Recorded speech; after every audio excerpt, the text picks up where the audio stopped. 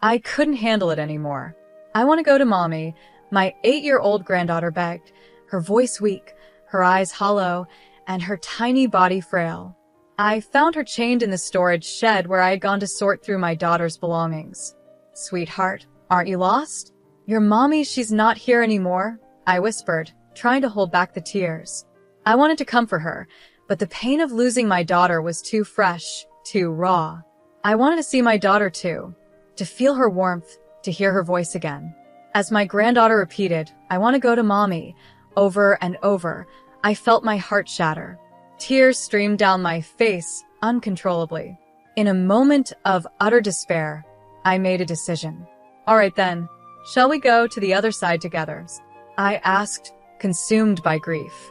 But just as I placed my trembling hands around my granddaughter's fragile neck, something familiar caught my eye. A memory flashed before me, a truth I had long buried. I froze, my heart pounding. In that instant, I vowed to seek revenge. It feels like yesterday, on Kelly's wedding day, I was filled with joy and pride. I called out to her, "Be happy, darling." My heart was full. I'm Rachel, 62 years old, working as a medical clerk at a nearby hospital. After losing my husband early on, I worked tirelessly to raise my daughter, Kelly, and her younger brother. Kelly was always so kind and thoughtful, much like her father. "Mom, thank you for everything. You must be tired. Let me give you a shoulder massage," she'd say, always finding ways to comfort me. When Kelly grew up, she started an online shop, doing well enough to save a good amount. A few years ago, she married James, an elite company employee, and soon after, they were blessed with a beautiful daughter, Joyce.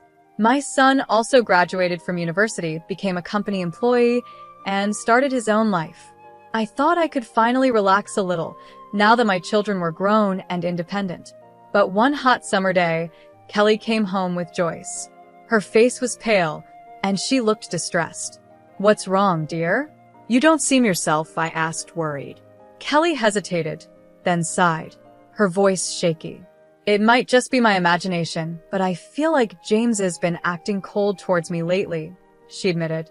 According to Kelly, James would come home late, reeking of alcohol, and when she tried to talk to him, he would yell at her to be quiet or, worse, ignore her completely. Sometimes, he'd lose his temper and hit or kick her.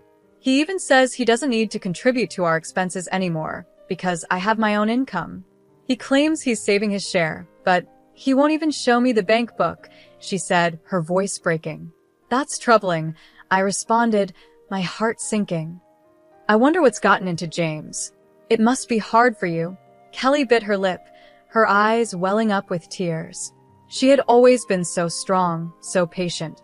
Seeing her like this, so broken, hurt me deeply. My daughter was suffering, and I felt helpless. But things would soon take a turn, and the pain would turn into a resolve I never imagined having.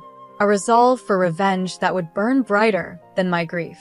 I gently said to her, "Why don't you try living apart from him for a while? If you want a divorce, you can always come back home. You and Joyce will be safe here." But my daughter didn't agree. "Thank you, Mom, but I think I'll give it a little more time," she said, her voice tired but determined. "Talking to you has helped me feel a bit better. I'm okay, really. I just can't make any quick decisions with Joyce to think about."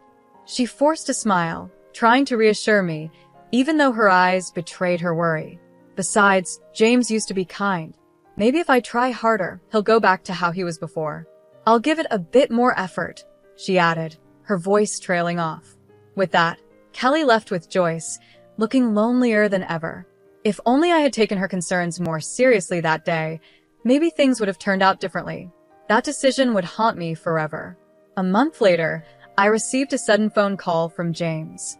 His voice was cold and matter-of-fact. "Kelly is gone," he said flatly. "What do you mean, gone?" "That can't be true," I shouted, unable to process the words. James claimed that Kelly had taken her own life by jumping into a waterfall, and she had taken Joyce with her. He mentioned a supposed suicide note, typed on her computer, saying, "I've lost confidence in living. I'm leaving with Joyce." I was in shock. My beautiful, kind daughter gone.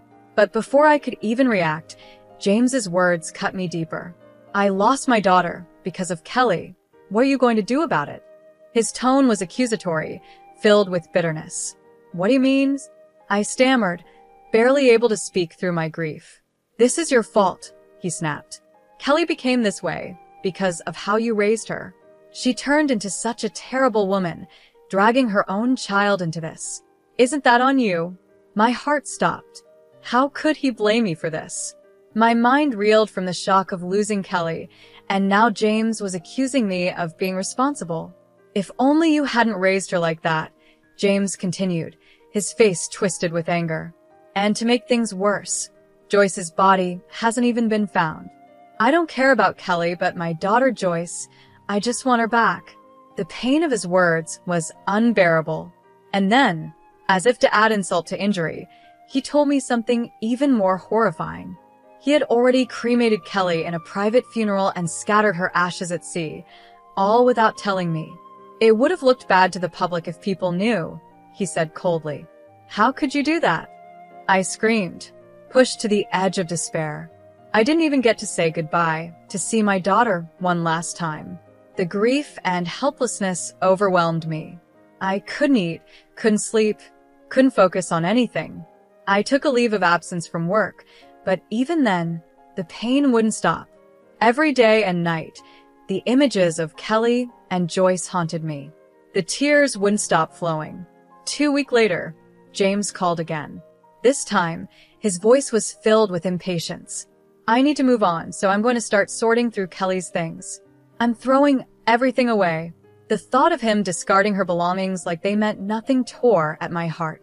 I couldn't let that happen. Please wait, I interrupted, my voice trembling. Let me do it. Please let me go through her things. James didn't argue.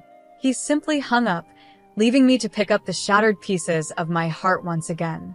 I wasn't there for my daughter's final moments, but at the very least, I wanted to be the one to take care of her belongings.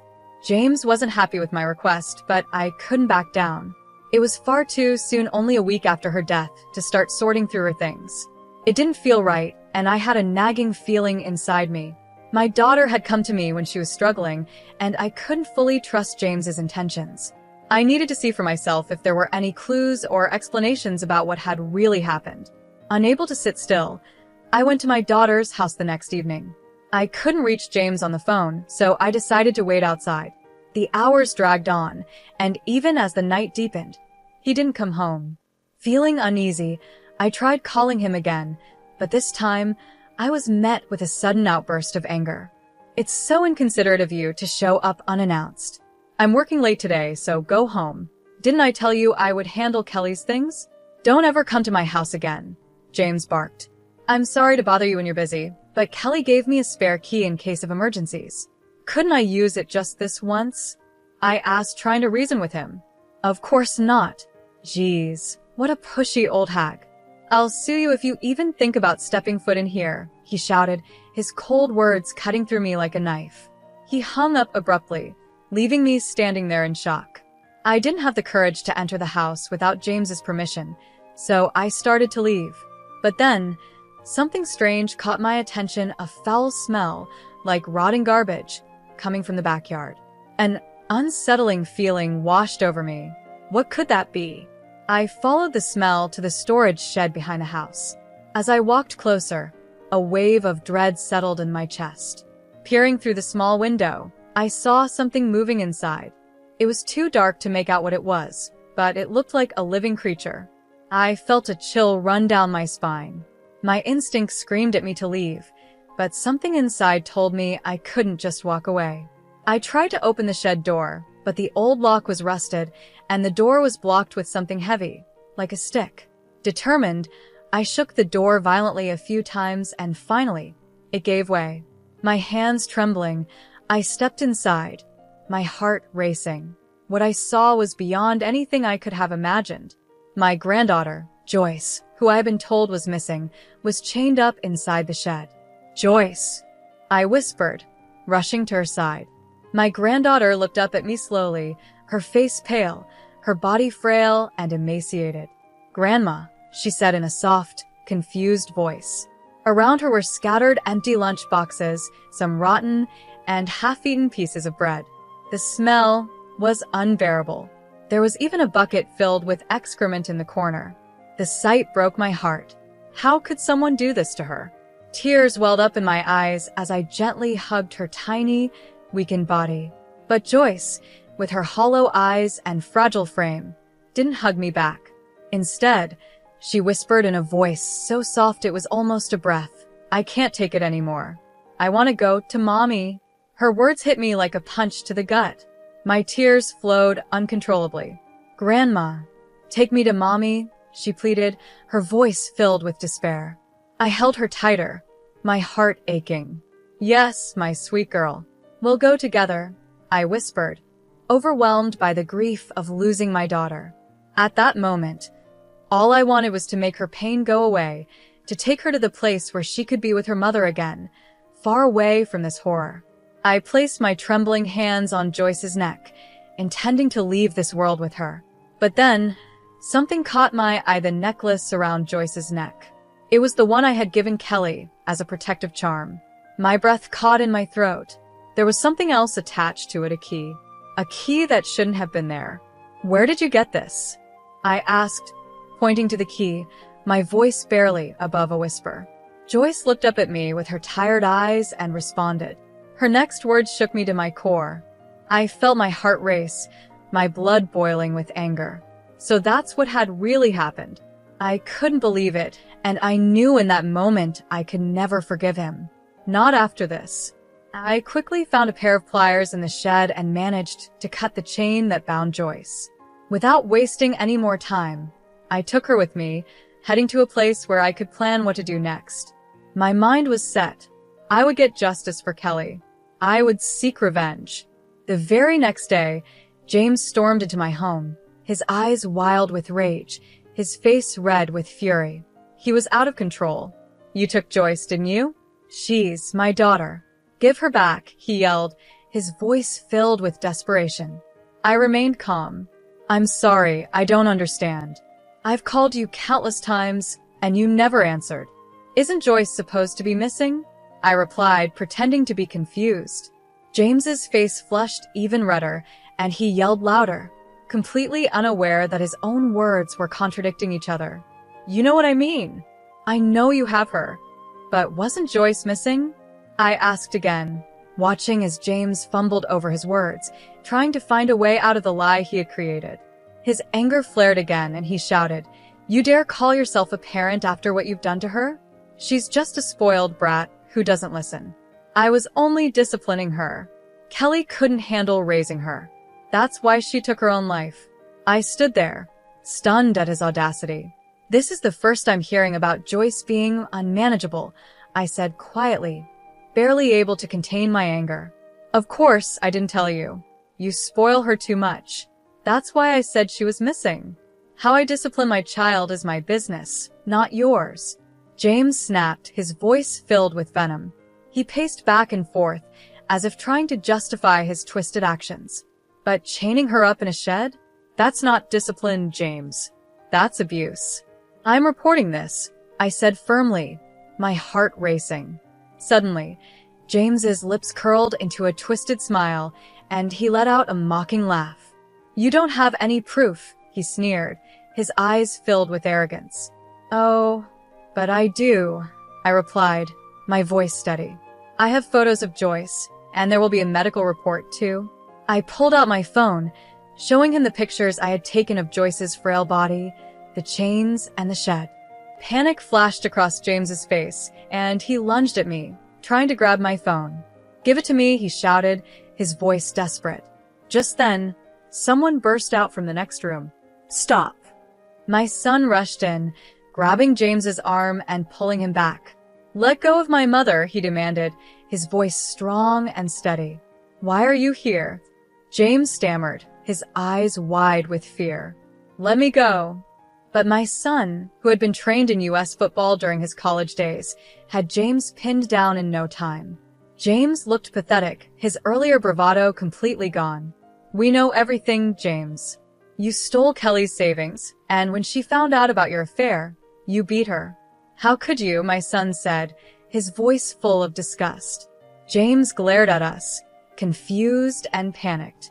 "How do you know all that?" he spat, his voice shaking. "Kelly told me," I replied calmly, watching as the color drained from his face. "What?" "She's alive," James stammered, his voice barely a whisper, as fear took over. I looked him straight in the eyes, and I told him everything. The truth about Kelly, the lies, and the revenge I was now determined to carry out. When I finally met my daughter, everything started to make sense. The key attached to Joyce's necklace wasn't just a random item, it was the key to our old family home, which had been vacant for some time. We had kept it for sentimental reasons, never imagining it would be used this way. At that moment, Joyce had pleaded with me, her small voice trembling. "Mommy said this necklace was a charm. Mommy is hurt. Please help." Hearing this, I felt a glimmer of hope that my daughter might still be alive. After rescuing Joyce, I rushed straight to the old family home, my heart pounding with fear and hope. When I arrived, I found Kelly collapsed on the floor, barely clinging to life. "Kelly, hang in there," I cried, lifting her limp body into my arms. I heard a faint whisper escape her lips. "Mom." At that moment, Joyce clung to Kelly, sobbing, "Mommy, I missed you." I quickly called 811, and soon after, Kelly was rushed to the hospital. The doctors told me that if we had been just a little later, she wouldn't have survived. Joyce, too, was in a terrible condition, malnourished, and weak, so she was admitted to the hospital as well. Despite everything, I felt a surge of relief and joy from the bottom of my heart. My daughter, whom I thought I had lost forever, was alive. But at the same time, I was consumed by an overwhelming anger toward the person who had put Kelly and Joyce through such an unspeakable ordeal. Once Kelly regained consciousness in the hospital, she told me the full story. It all started when she had discovered evidence of James's affair and his embezzlement of her money. She found incriminating files on his computer and confronted him. But instead of apologizing, James flew into a violent rage. He beat and kicked her, injuring her severely. Kelly, clutching her stomach in pain, begged him for help, but James only laughed and walked off to the bedroom as if nothing had happened. Knowing it wasn't safe to stay in the house, Kelly decided to flee. With Joyce's help, they escaped. But James had taken everything: her bank book, wallet, and phone. With no other options, Kelly and Joyce stumbled through the night for over an hour until they reached our old family home. Exhausted and in pain, Kelly collapsed there, hoping they were safe. Meanwhile, Joyce, trying to help her mother, sneaked back to their house to retrieve Kelly's phone and wallet while she slept. But unfortunately, that's when James caught her. Instead of caring for his daughter, he chained her up in the storage shed. Yet, despite the horror of being imprisoned, Joyce never revealed where her mother was hiding, no matter how much James pressed her for answers. Both Kelly and Joyce were on the brink of death. Kelly was weak, pale, and barely breathing, her body battered from James's attack. Even though they had managed to escape, it was only a matter of time before something even worse happened. James spoke lightly about the situation, dismissing everything as if it were nothing. "I thought they were gone for good," James admitted casually when confronted. Joyce wouldn't talk, and there was no sign of Kelly anywhere, so I just assumed they had gone to the other side. In his twisted mind, he thought Kelly was dead. He had even gone as far as to write a fake suicide note on her computer, making it look like she had taken her own life along with Joyce. But James's cruelty didn't stop there. He had locked Joyce up in the shed, planning to eventually send her to the other sides as well. "It was just a marital quarrel," James said with a smirk, as if it were a minor issue. "The affair was just a game. Kelly's alive now, so what's the big deal?" I was stunned by his callousness. "That's not the point," I shouted. His betrayal, his abuse, his complete disregard for the lives of Kelly and Joyce, it was more than just a mistake or a game. It was unforgivable. Kelly had survived, but the damage James had done to her and Joyce would last a lifetime. The thought of how close I had come to losing both of them haunted me, but now I knew the truth, and I would make sure James faced the consequences for his cruelty. I'm recording this conversation, and I'm going to report everything to the police, I said firmly. As soon as James heard the word police, his whole demeanor shifted. Panic spread across his face, and he dropped to his knees, begging for forgiveness. Please, I'm sorry. I'll break up with the woman I've been seeing, and I'll be kind to Kelly from now on. Just please, don't call the police, he pleaded, his sudden change of attitude astounding. I can't believe anything you say anymore, I replied, my voice steady. When I refused to accept his empty promises, James grabbed onto my arm, trying to stop me. If I get arrested, Joyce will be left without a father. Is that what you want? He asked, his eyes filling with fake tears, desperately trying to manipulate me. I pulled my arm free from his grip. She'll be better off without a father like you, I said coldly, unwilling to let him play on my emotions any longer. At that moment, the police arrived. They quickly handcuffed James and took him away, his face full of despair. His days of terrorizing my daughter and granddaughter were finally over. After everything, Kelly divorced James. He was sentenced to prison, and the conviction caused him to be fired from his job. Kelly took legal action, demanding $3,000 for the savings he had stolen, $60,000 in damages for the affair and the injuries he caused her, and $280,000 in child support for Joyce. She also sought $210,000 in damages from James's mistress. As it turned out, James had planned to live with his mistress, but to her, it was only a fling. She had no intention of staying with him long term. When James's parents learned about what he had done, they were horrified. They came to Kelly, apologized for their son's actions, and sold some of their land to help cover the money James owed. They made it clear that James would have to work to pay them back once he was released from prison. Even after his release, James's life would be full of hardships. He had lost everything: his family, his job, and his reputation. Meanwhile, Kelly and Joyce, now fully recovered, moved back in with me. Kelly has started working again and is living a peaceful, happy life. Seeing her and Joyce thriving fills me with joy and energy, and I do everything I can to support them both.